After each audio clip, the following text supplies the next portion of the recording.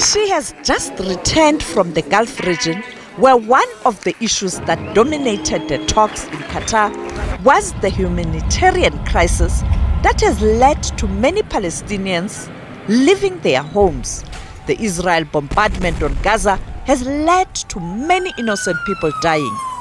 The minister has been consistent in championing Pretoria's position on what's happening in Gaza.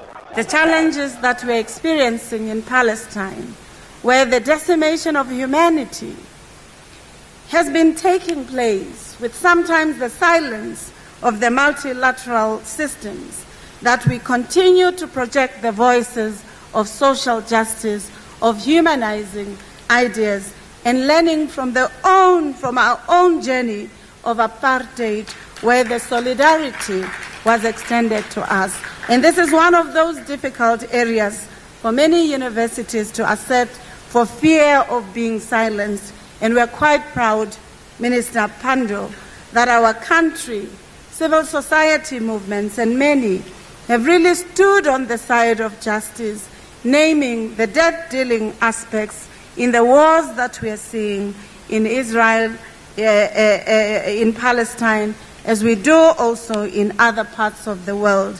And humanities cannot be good sciences if they steer away from speaking truth to power. South Africa has called on the International Criminal Court to investigate Israel. We've submitted a letter indicating that this is a referral from a state party, South Africa, and we also provided an annexure which indicates the areas in which we believe that crimes against humanity have been committed. President Ramaphosa made the announcement in Qatar, and today he elaborated further.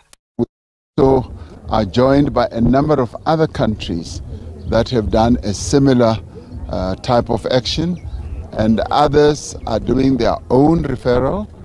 And many people around the world and many countries and peace-loving people are appalled at the situation that's unfolding there.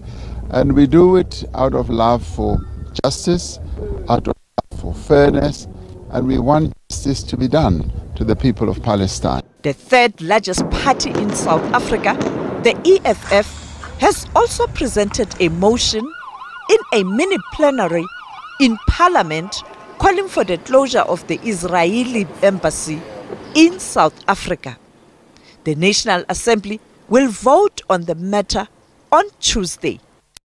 It's called that Netanyahu must be charged by an international criminals court for the atrocities and genocide that is being committed in Palestine.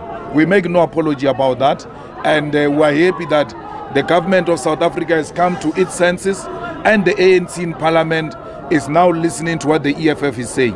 Our motion on Thursday was supported by the ANC. We are voting on Tuesday, and if the patterns are such that what we debated in Parliament is going to reflect the votes, we are going to win this motion.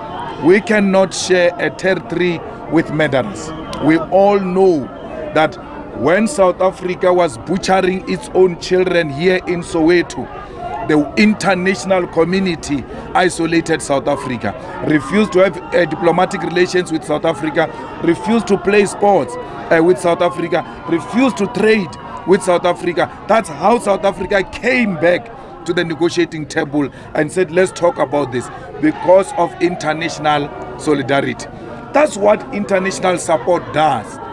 With the international solidarity and isolation of Israel, Palestine will realize its freedom one day. And because we are survivors of such apartheid, we know that the freedom of Palestine is coming, and that freedom is real.